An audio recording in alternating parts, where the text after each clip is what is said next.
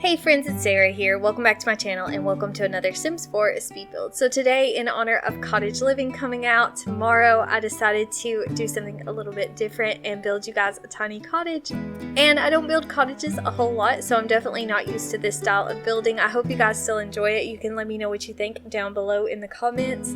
But yeah, this was definitely something different for me. I feel like the house may not look as cottagey as I would have liked it to look, but I tried to make up for it with the landscaping and kind of the surroundings of the house. So you guys can let me know if you think it looks like a cottage or maybe more like a farmhouse than a cottage. I don't know. But I used a lot of the items that came with Get Together, but I also used a lot of the items that came with the Laundry Day pack.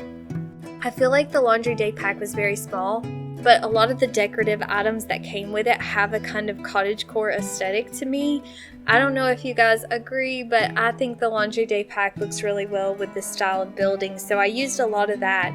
And I chose the door that came with Laundry Day. That's the door that I wanted to use for this build, and I was pretty stuck on it. And I guess I've never used this particular color of this door before because I didn't realize how hard it was to match windows to this door. But I did not have very many windows that matched it at all. So I ended up using this window that came with Island Living. And I'm hoping it looks okay because it kind of has this thatch texture. So I'm hoping it kind of can pass for a cottage window, but that's what we went with anyway.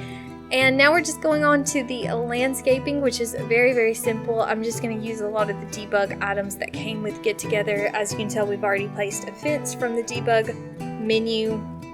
And then we're just going to use a lot of the flowers and plants that also come off the debug menu with this particular pack. I think the debug plants that came with Get Together are just absolutely stunning, and I rarely build in Windenburg, but I wish I would built here a little bit more often because I think these items are just really, really stunning. So this little area of the build, we're going to build a flower field.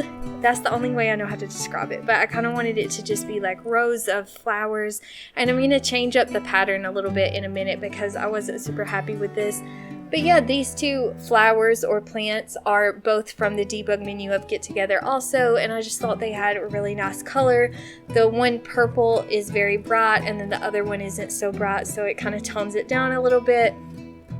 But yeah, I just really wanted to include a flower field, so basically that area is just decorative. There's really no use to it. I just think it's really pretty. And now we're going to also add in a decorative picnic area, and I didn't playtest this table because, like I said, it was really meant for decoration more than anything. I kind of wanted a picnic table that overlooked the flowers, and yeah, it's pretty much just decoration. As you can tell, I'm placing a few items from the debug menu, the bread and stuff like that, just to kind of give it a picnic vibe. And yeah, I forget where I saw it, but I think we're getting a picnic basket with the Cottage Living pack, which I'm so excited about. But yeah, as of right now, I didn't have anything like that in my game, so I kind of just had to spread it all out and make it look like a picnic. And yeah, that's basically what that is. I ended up using the Laundry Day chair, the dining chair that came with Laundry Day, on that picnic table as well. And now we're building the pond, which hopefully this is the last time I have to build a pond using the pool tool.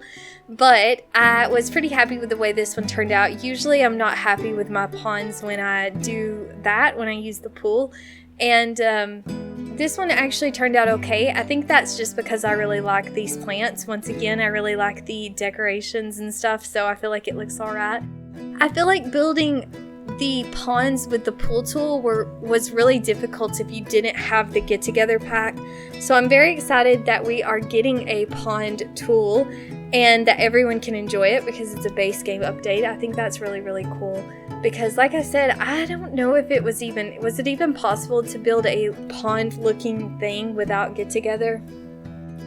I think it would have been really difficult without those watercolors and stuff. But now we've just grabbed this pier from the base game debug menu, and I'm trying to make it look like I have some stairs leading up to this pier.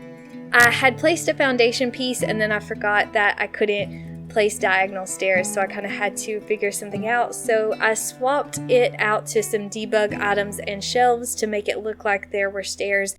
Of course, this area is just for decoration, it's not functional. But just once again, I wanted to add this little picnic area, just like a chill area that you could go sit by the water and just have a good time. So that is the exterior of the house. I hope you guys like it. I really liked the exterior of this house. I think it turned out really well. But it could be because, like I said, I just really like the get-together landscaping items. So now we're into the interior, and it's 1 bedroom, 1 bath. This is the bathroom. This is the only part of the house that's closed off. The rest of it's like a studio space, but this is our little bathroom, and we're gonna change it around in a little bit because I had a little bit of trouble placing the bed. This is a very small house, but it does have a double bed, so it is big enough for 2 Sims if you wanted to play with it. And we're also going to have a kitchen and very, very small dining area. Like I said, this house it's very small. I know a lot of people who build tinier houses, but I don't build tiny stuff very often, so I really do struggle with it when I try to build this way. But I hope you guys enjoy it. This is pretty much, we only have a little bit left decorating the interior, and I can't think of much else to say. But I do hope you guys enjoyed this build. It was a little bit different for me. I do really like the cottagecore aesthetic and everything, but I don't feel like I'm always really good at building in that style. So maybe this new pack will help me out a little bit. Let me know in the comments how excited you are for the new pack. Are you planning on getting it, or maybe you're not as into the farming cottage thing as I know a lot of people were very excited about this. So let me know what your guys' thoughts are, and thank you so much once again for watching and hanging out with me, and I hope I will talk to you guys soon. Bye.